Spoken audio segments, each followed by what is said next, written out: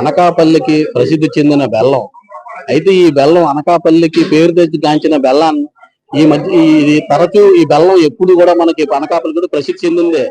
అయితే కాలయాపన ఈ బెల్లానికి రైతులు చెరుకుకు ప్రాధాన్యత ఇవ్వక ఈ బెల్లం కూడాను ప్రాధాన్యత తగ్గిపోయి బెల్లం కనుమరుగయ్యే పరిస్థితి ఏర్పడింది. దానిపైన బెల్లం మార్కెట్ వర్తక సంఘం వారు ఉన్నారు, వాళ్ళని అడిగి మనం తెలుసుకుందాం దీనిపైన.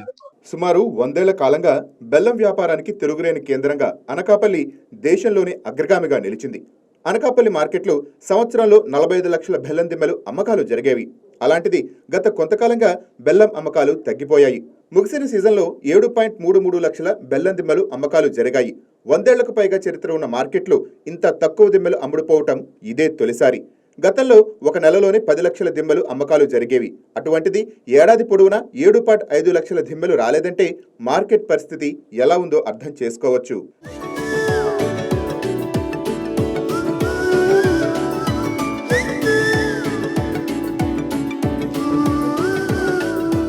నిత్యం ఎగుమతిదారులతో కిటకిటలాడిన అనకాపల్లి బెల్లం మార్కెట్ ప్రస్తుతం కళావిహీనంగా మారింది.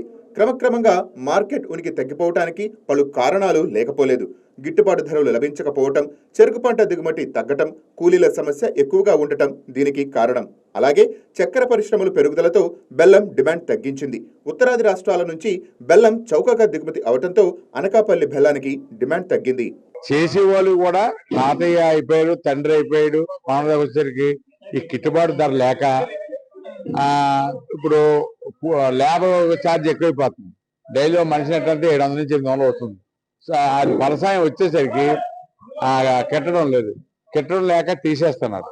మీరు దయించి గవర్నమెంట్ వారు ఈ చెరుకు పంట పెరగాలంటే చెరుకు పంట ఎవరైతే వేస్తారో ఎకరానికి 10,000 మేము గవర్నమెంట్ అయితే ప్రతి ఒక్కరూ చెరుకు పంట పెట్టిస్తారని ఆశిస్తూ మాకు మళ్ళీ ఇండియాకి అనకాపల్లి మార్కెట్ మంచి రోజులు వస్తాయని కోరుకుంటూ చెరకు రైతులకు సబ్సిడీ కల్పిస్తే రైతులు ప్రత్యామ్నాయ పద్ధతుల ద్వారా ఆ పంట సాగుకు ప్రాధాన్యత ఇస్తారని, తద్వారా అనకాపల్లి బెల్లం మార్కెట్ కు పూర్వవైభవం వస్తుందని రైతులు సూచిస్తున్నారు.